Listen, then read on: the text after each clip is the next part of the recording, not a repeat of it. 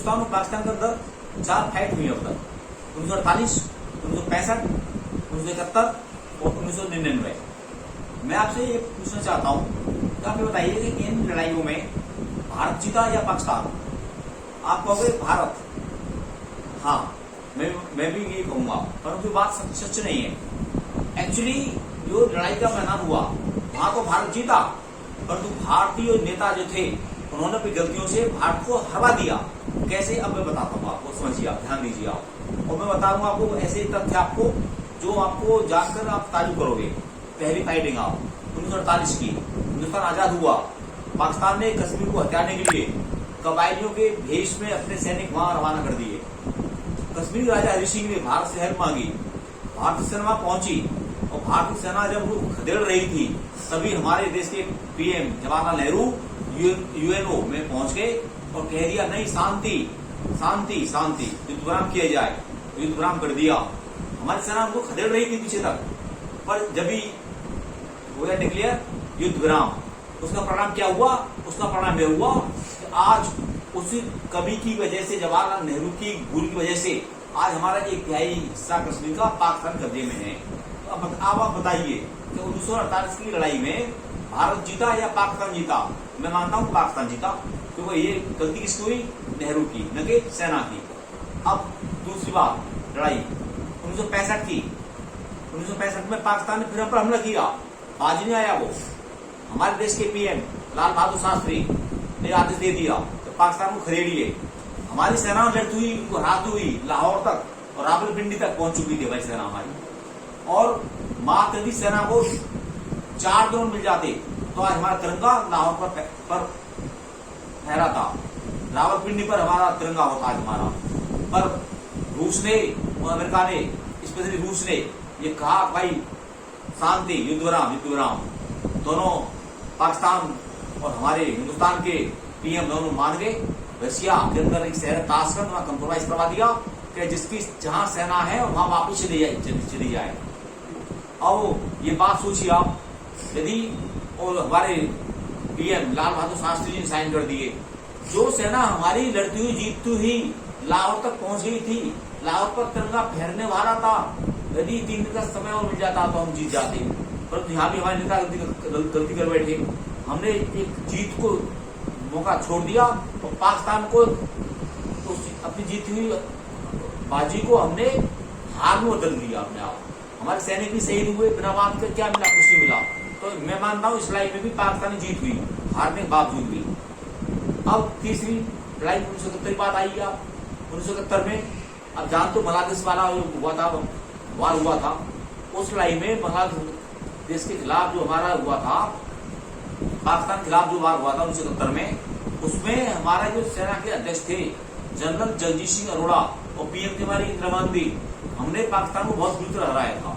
और उनके 93,000 यानी 93,000 फौजी को हमने अरेस्ट किया था, उन्होंने हमारे सामने सरेंडर किया था। तो हमारी फौज तो जीती, फौज ने कहीं भी कोई कमी नहीं करी किसी लड़ाई में, हम जीते हम।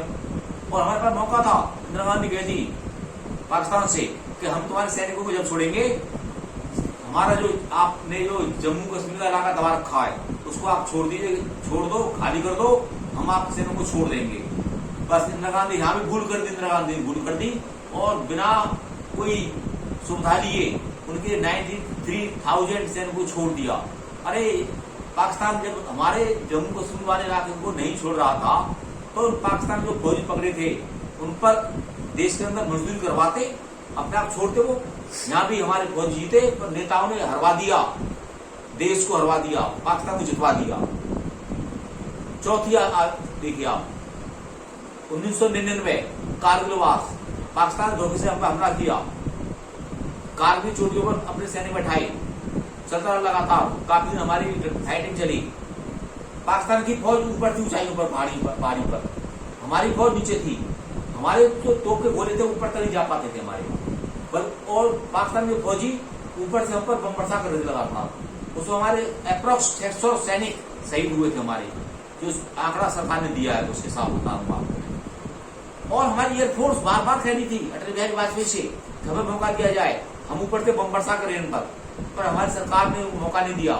जब देखा कि हमारी पेश नहीं पड़ रही हो रही, हमारी फौज नहीं जीत पा रही, जब हार करके काफी 21 दिन बाद 20-21 दिन बाद हमारी एयरफोर्स को अनुमति दी कि इन पर बमबर्ता की जाए। जब एयरफोर्स ने बमबर्ता की तब वहां कारगिल से फौजी वहां से पाकिस्तान के मैदान छोड़कर भागे।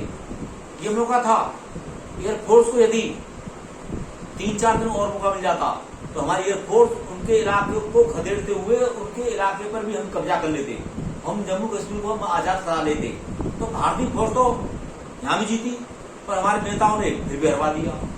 नवाज शरीफ से कंप्रोमाइज कर लिया अटल बिहारी वाजपेयी ने, तो वो भी हमारी जो भारत ने जो जीत हासिल की उसको भी हार में तब्दील कर दिया।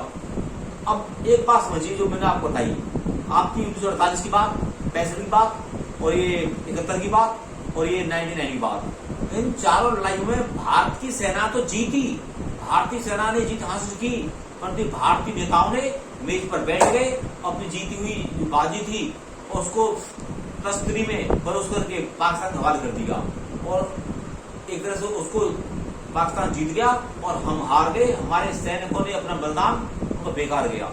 तो मैंने आपको जो बताई है वास्तव में कि जो फाइटिंग हुई उनके नेता जीते, हमारे नेता हारे, हमारी सेना जीती और उनकी सेना हारी, पर हमारे नेताओं ने जीती हुई बाजी को हार बदलवा दिया। तो मेरा मानना तो यही है, जो भारत की पाकिस्तान लड़ाई हुई है सेना ने तो हराया है, परंतु एक्चुअल वास्तविक स्थिति में हम उनसे हारे हैं, हमने खोया है, पाया कुछ नहीं हमने पाकिस्तान खिलाफ। तो मैंने जो आपको बताया ये आपको वीडियो के माध्यम से कि हमारे नेताओं ने देश को हरवाया, तो ये बातें सच्ची है गलत है, उसके आधार पर मूल्यांकन कीजिए, आप कमेंट करिए।